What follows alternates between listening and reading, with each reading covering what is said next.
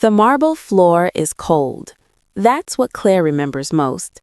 Not the pain, not the ornaments shattering around her body, just the cold pressing into her palms as she tries to stand. Her ribs scream.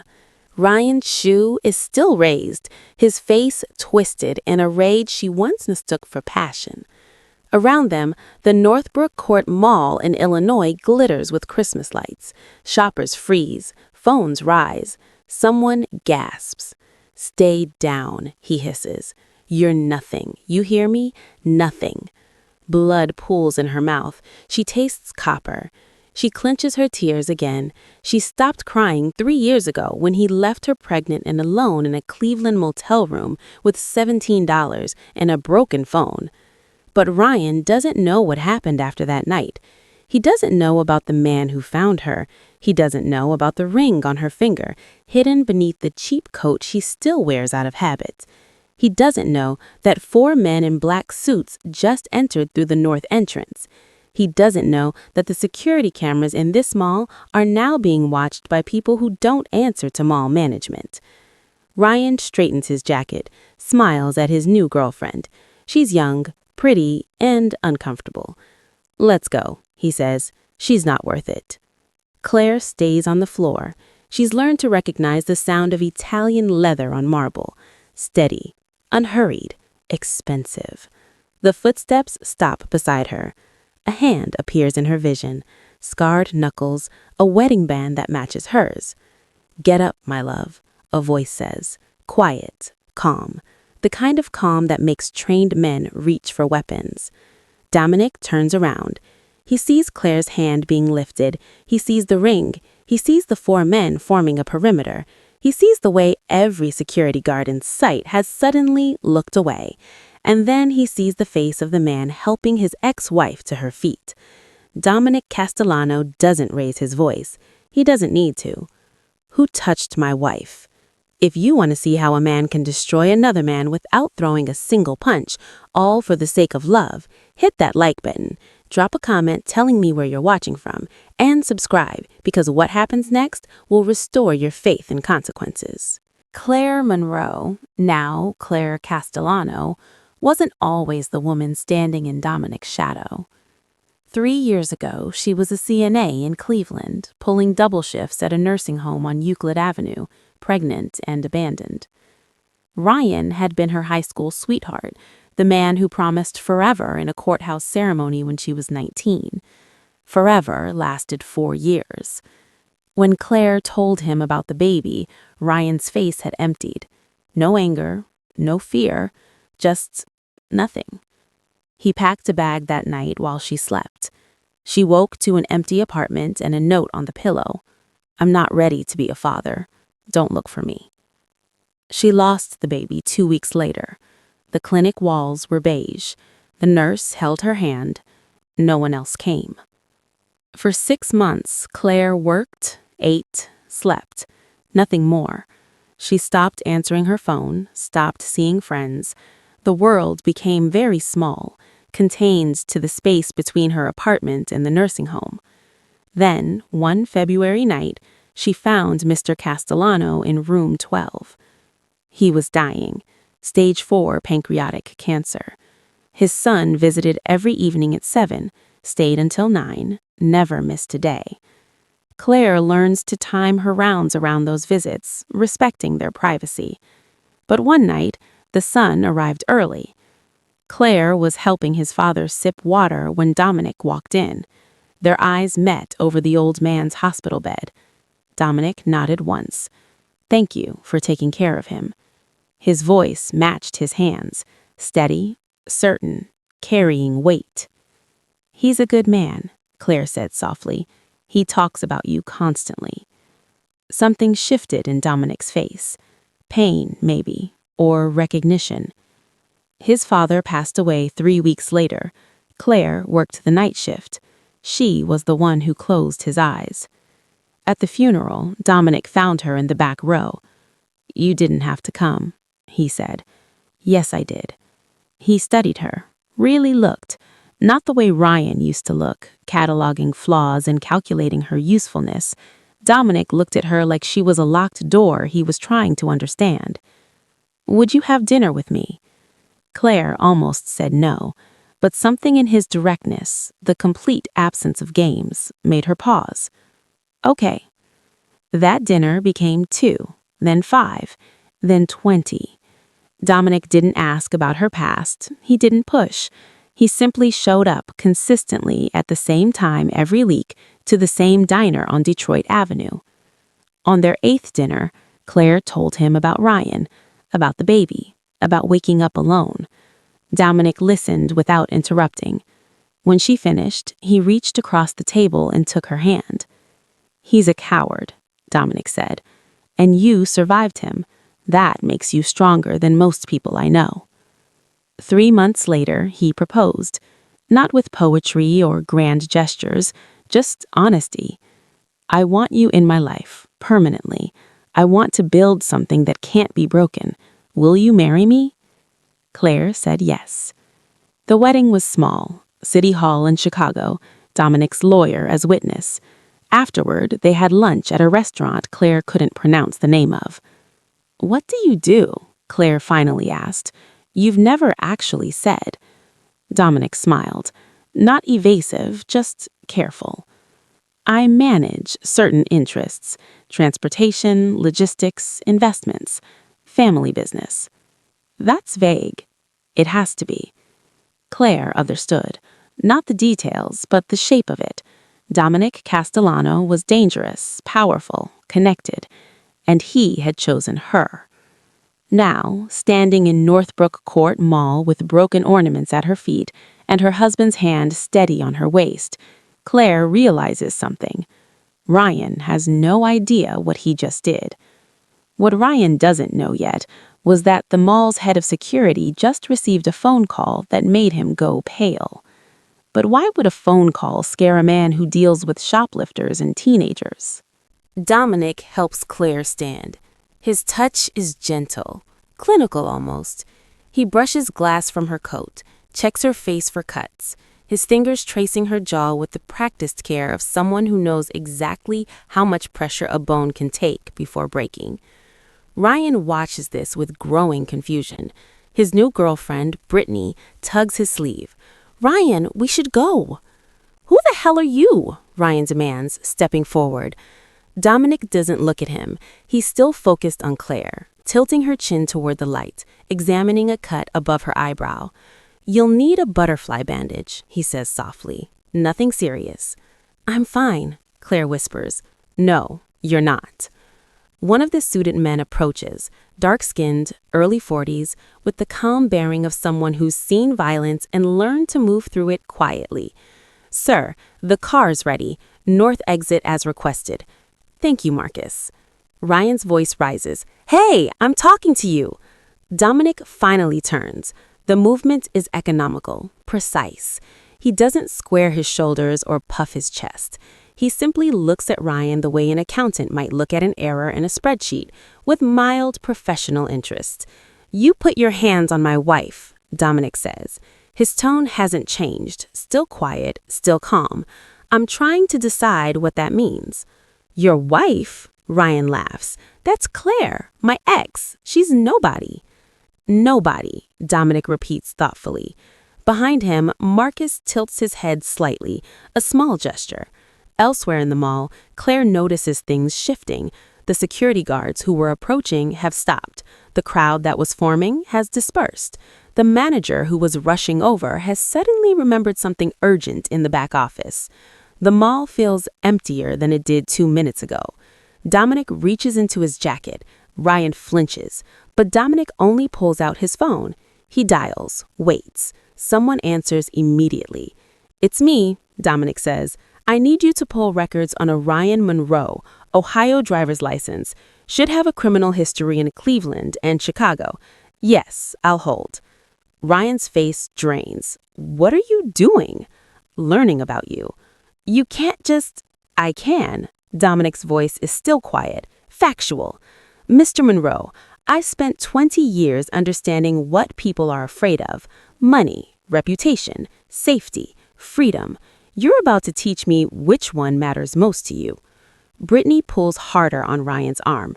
"Ryan, please, let's just go." Claire watches Ryan's face cycle through emotions: confusion, anger, fear. She's never seen him afraid before.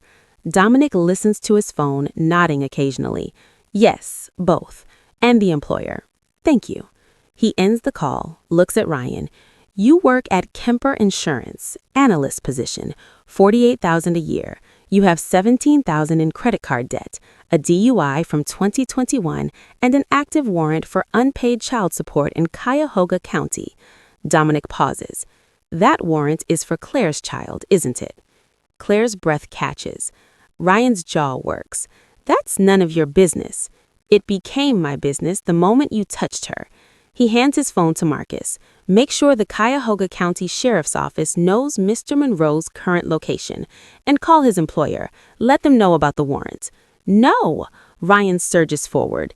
He doesn't make it 2 steps. Marcus moves faster than Claire expected. Not violent, just efficiently blocking Ryan's path, one hand raised in a stopping gesture that somehow conveys absolute authority. "Don't," he says simply. Ryan freezes. Dominic turns back to Claire. "Can you walk?" "Yes." "Then let's go home." He guides her toward the north exit, his hand steady on her back. The 4 suited men fall into formation around them, 2 ahead, 2 behind. Behind them, Ryan's voice cracks. "Wait, you can't do this!" Dominic doesn't turn around. "I just did." But as they leave the mall, Claire doesn't see the 5th man, the one taking photographs of Ryan from 3 different angles, the one who will by tomorrow morning make sure every person in Ryan's life knows exactly what he did to a woman in a public place. Sometimes consequences don't arrive with sirens. The car is a black Mercedes, idling exactly where Marcus said it would be. Dominic opens the door himself, helps Claire inside, slides in beside her. The interior smells like leather and something else, gun oil maybe, though Claire has learned not to ask certain questions. Marcus takes the driver's seat, the other men disappear into a second vehicle. They pull out of the parking lot in silence. Claire watches the mall recede through the tinted window. Christmas lights blur into streams of red and green. Her hands are shaking now, delayed shock catching up to her body.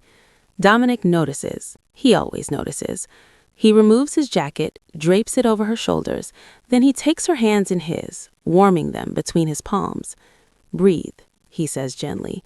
Claire does. Once, twice. The shaking gradually subsides. "I'm sorry," she whispers. "For what?" "For," she gestures vaguely, "causing trouble, making you stop." Dominic's voice is firm, but not harsh. "You didn't cause anything. He did." "You didn't have to." "Yes, I did." He says it with such finality that Claire falls silent.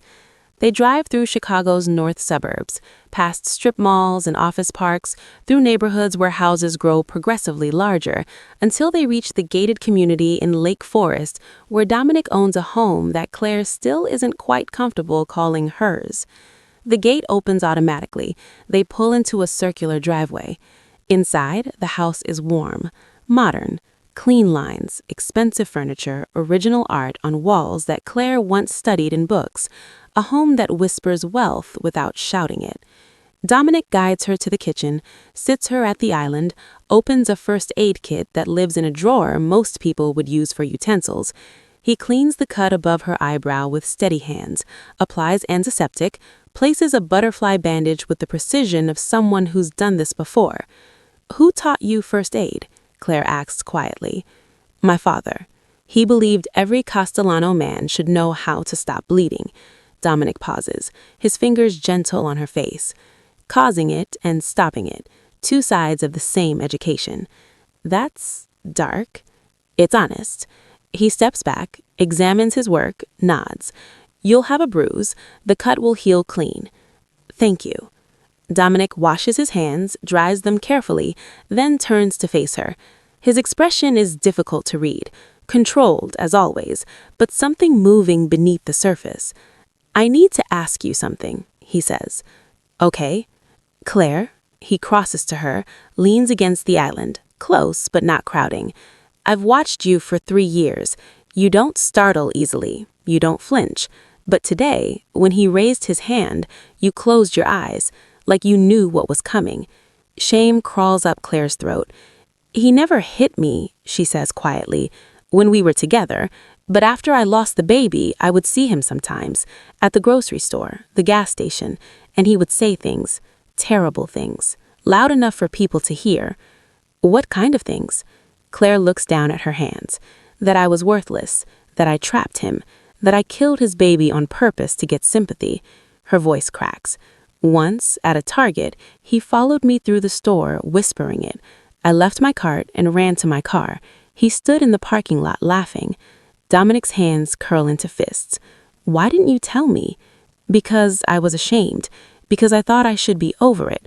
Because... She meets his eyes. Because I didn't want you to think I was broken. Dominic is silent for a long moment. Then he reaches out, cups her face in his hands, and looks at her with an intensity that makes her breath catch. Listen to me, he says quietly. You are not broken. You are not worthless, and Ryan Munro will never speak to you again. Dominic, he means it, Claire. Never. There's something in his voice that makes her believe him. Not a promise, a fact. While Claire slept that night, Dominic made 3 phone calls from his study. The first was to a bail bondsman in Cleveland, the second to a lawyer who specializes in custody cases, the third was to a man who doesn't have a name Claire would recognize. When he hung up, Dominic looked out his window at the darkness beyond. Some lessons, he knew, had to be taught slowly, painfully, with no room for misunderstanding. Ryan Munro's phone rings at 6:47 a.m. He answers it half asleep. Brittany curled beside him in her Lakeview apartment. Mr. Munro? A professional female voice. This is Deputy Clarkson with the Cuyahoga County Sheriff's Office. We have a warrant for your arrest regarding unpaid child support. Are you currently in Illinois? Ryan sits up. What? No. I mean, how did you... We received a tip regarding your location. We've coordinated with Chicago PD. They'll be executing the warrant this morning. I'm calling as a courtesy to inform you that you can turn yourself in voluntarily to avoid additional charges. The line goes dead. Ryan stares at his phone. His hands start shaking. What's wrong? Brittany mumbles. Nothing.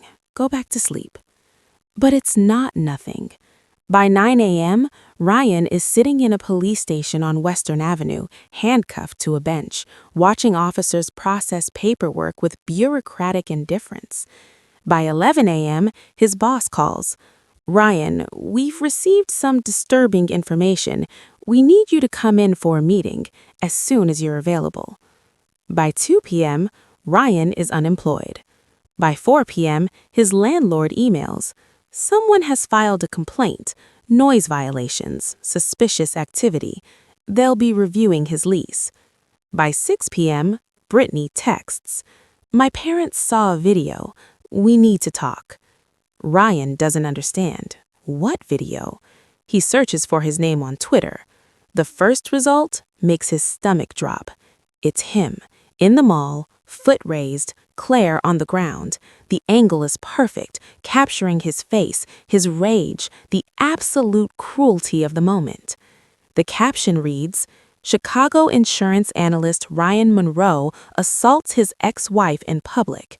Share so his employer sees this. It has 40,000 retweets. Ryan's phone explodes with notifications, comments, messages, people he hasn't spoken to in years suddenly weighing in on his character. His mother calls. Ryan, what have you done? His brother texts, don't contact me. His college friends message, then unmessage, then block him. By midnight, Ryan is sitting alone in his apartment, scrolling through the complete destruction of his social life, his career, his reputation, and he still doesn't understand how it happened. All he did was push his ex-wife, the woman who ruined his life, the woman who trapped him, manipulated him, made him feel guilty for wanting freedom. All he did was tell her the truth. She was nothing. Ryan's phone rings. Unknown number. He answers without thinking. "Mr. Monroe," a man's voice, calm, professional. "My name is Vincent Parrish. I'm an attorney representing Clare Castellano. Mrs. Castellano has instructed me to inform you that she will be pursuing a civil suit for assault, emotional distress, and harassment. You should retain counsel." "I don't have money for a lawyer," Ryan says automatically. "That's unfortunate. We'll be deposing witnesses from the mall. Security footage has been preserved. We expect damages in the range of $200,000. Ryan's vision tunnels. 200,000? I don't have that kind of money. Then you'll likely lose your car, your savings, potentially face wage garnishment for the next decade. A pause. Of course, Mrs. Castellano is willing to drop the suit under one condition. Ryan's breath catches. What condition? You never speak to her again. You never approach her. You never look in her direction. You erase her from your life completely. If you violate this agreement, the lawsuit proceeds immediately, and I assure you, Mr. Monroe, we will take everything. The line goes dead. Ryan sits in the dark. For the first time in his life, he understands what it means to have no power, no control, no options. Someone has looked at him and decided he's worth destroying, and there's nothing he can do about it. What Ryan doesn't know, the lawsuit is real, the damages are real, but Dominic never intended to take Ryan's money. Money is easy. What Dominic wants is for Ryan to wake up every day for the next 10 years, remembering what it feels like to be helpless, to be seen as nothing, to have someone more powerful decide your worth. Claire finds Dominic in his study at 2 a.m. He's sitting at his desk, papers spread before him, a glass of whiskey untouched at his elbow. The desk lamp casts hard shadows across his face. "Can't sleep?" she asks from the doorway. He looks up. "I didn't want to wake you." "You didn't?" She crosses the room, sits in the leather chair across from him. The study is his private space. Dark wood, floor-to-ceiling bookshelves, a safe in the corner that Claire has never asked about. "What are you working on?" she asks. "Nothing important." "Dominic?" He leans back, studies her, then pushes the papers aside. "I'm making sure Ryan Monroe understands consequences. Thoroughly, permanently." "I heard about the lawsuit." "That's just the beginning." Claire is quiet for a moment. Then, "Why?" "Because he hurt you." "No. I mean, why are you so angry? This isn't just about me." Dominic's jaw tightens. For a long moment, she thinks he won't answer.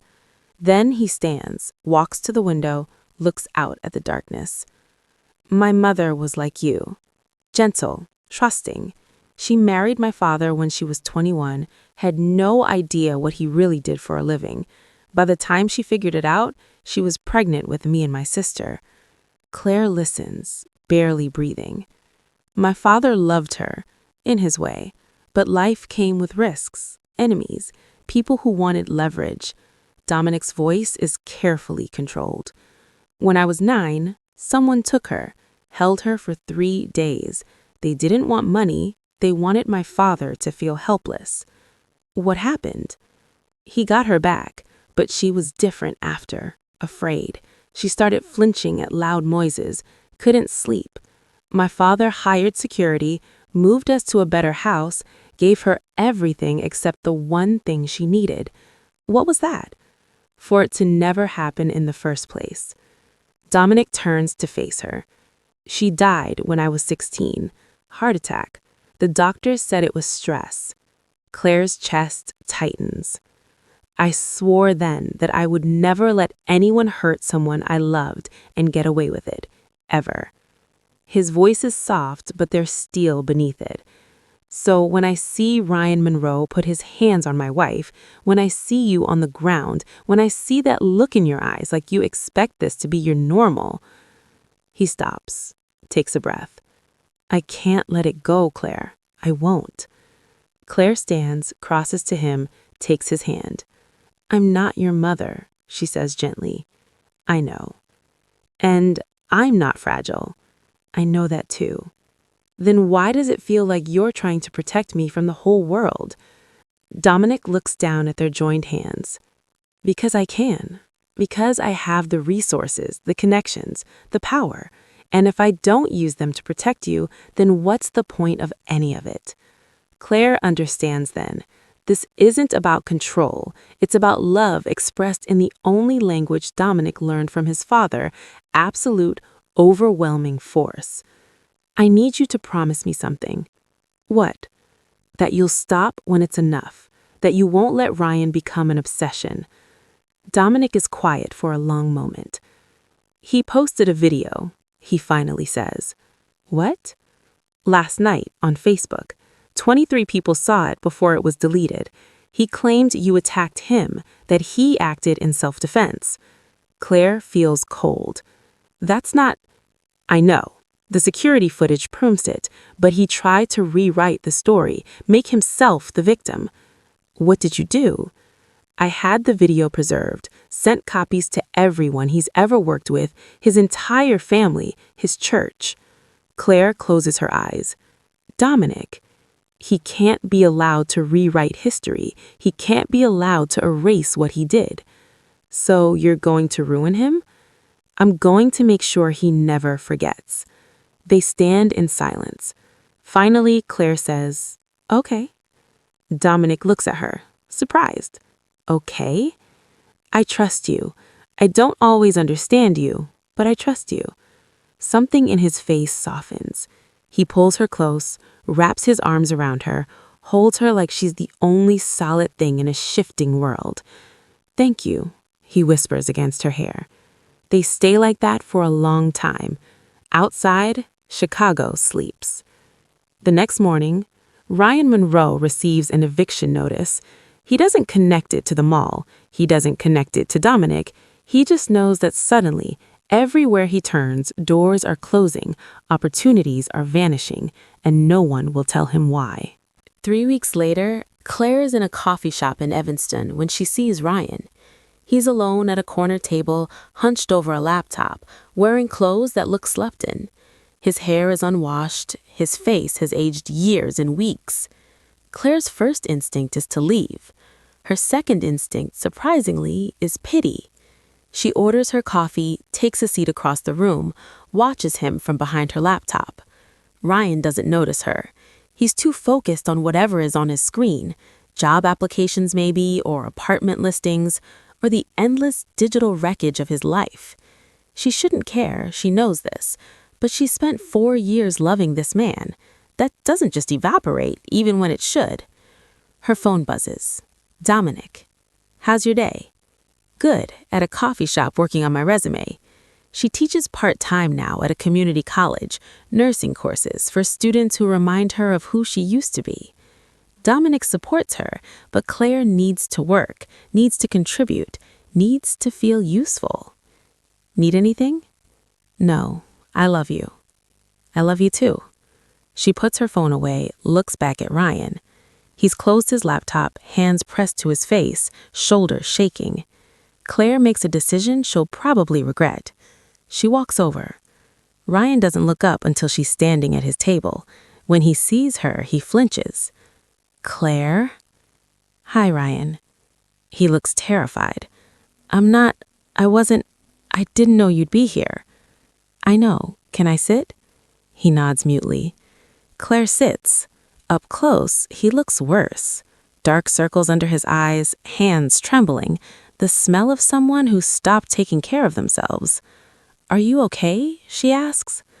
Ryan laughs bitterly. Am I okay? Claire, I've lost my job, my apartment, my girlfriend. I'm staying on my cousin's couch. I can't get hired anywhere because your husband destroyed my reputation. So no, I'm not okay. Claire is quiet for a moment. You hurt me, she says finally. I know. You left me when I was pregnant. I know. You followed me through stores, said terrible things, made me afraid to go outside. Ryan's face crumbles. I know. I was angry. I felt trapped. I thought... He stops. It doesn't matter what I thought. I was wrong. Claire studies him, trying to reconcile this broken man with the one who smiled while she lay on the mall floor. Dominic wants you to suffer, she says quietly. I know. He's not going to stop. I know that too. Ryan looks at her with something like desperation. Claire, please, I'm sorry. I know I don't deserve forgiveness, but please, just make him stop. I'll sign anything, do anything. Just make it stop. Claire feels something shift in her chest.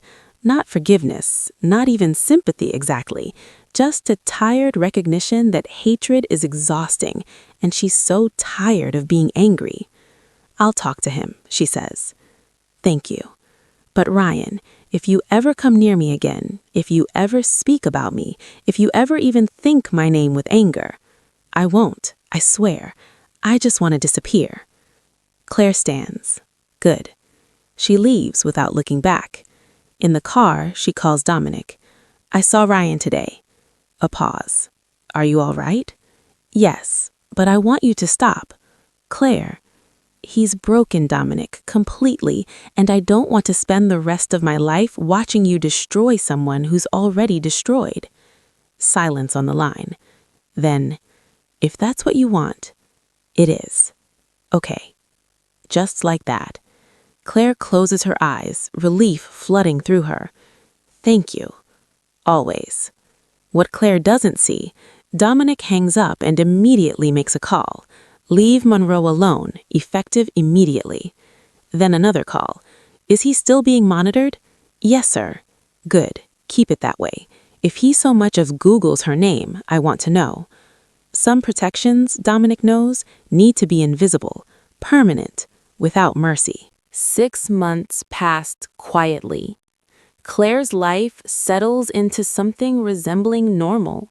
She teaches 3 classes, grades papers at the kitchen island while Dominic works in his study, spends weekends exploring Chicago museums and restaurants. She learns not to ask about his business calls. He learns to tell her when he'll be late. They build a life in the space between their worlds. One evening in June, Claire is making dinner when Dominic comes home early.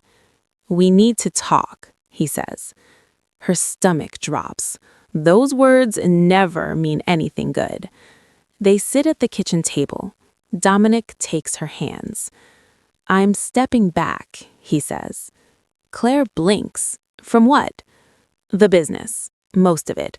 I'm transferring operations to my cousin in New York, keeping only the legitimate investments, real estate, restaurants, logistics.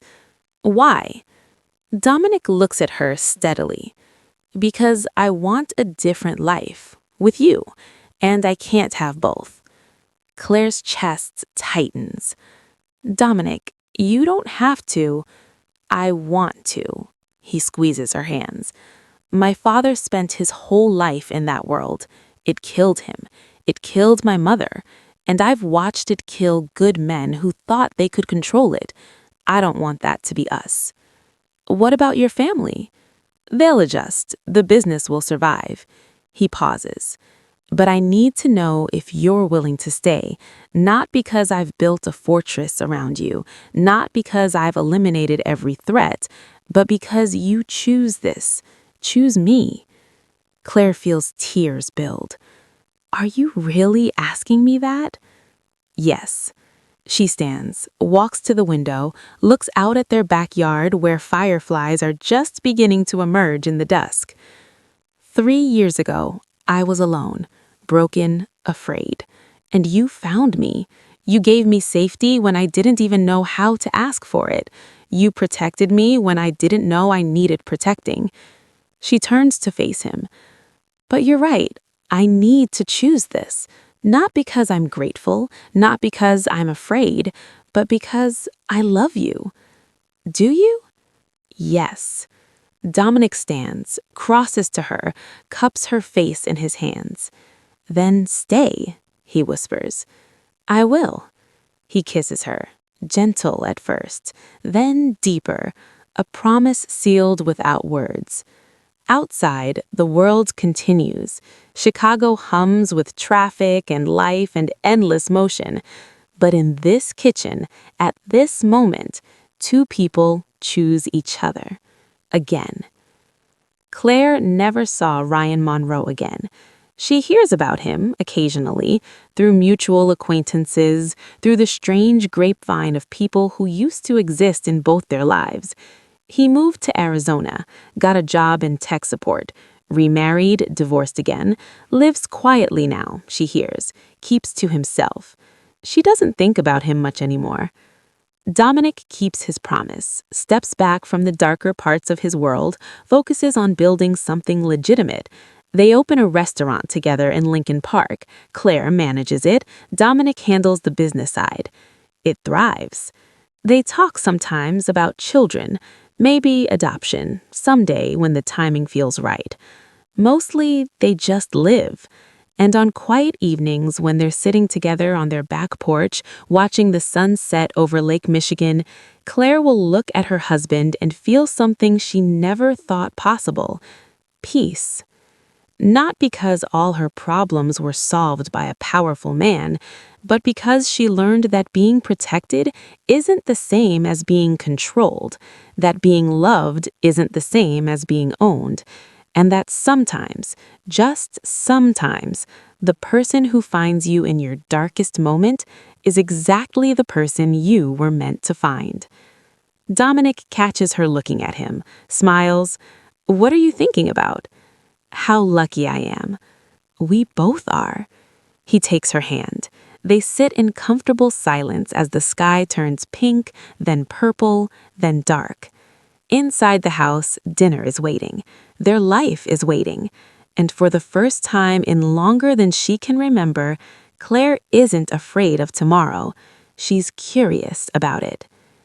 Stories like this remind us that protection and love aren't always gentle. Sometimes they're fierce. Sometimes they rewrite your entire world. If this story moved you, if it made you think about the people who stood up for you when no one else would, drop a comment sharing your story. And subscribe, because there are more stories like this. Stories about second chances, about consequences, about what happens when someone finally says, enough. Because everyone deserves someone who will stand between them and the world. Everyone deserves to be chosen, and everyone deserves to know what it feels like when someone looks at them and says, "I've got you, always."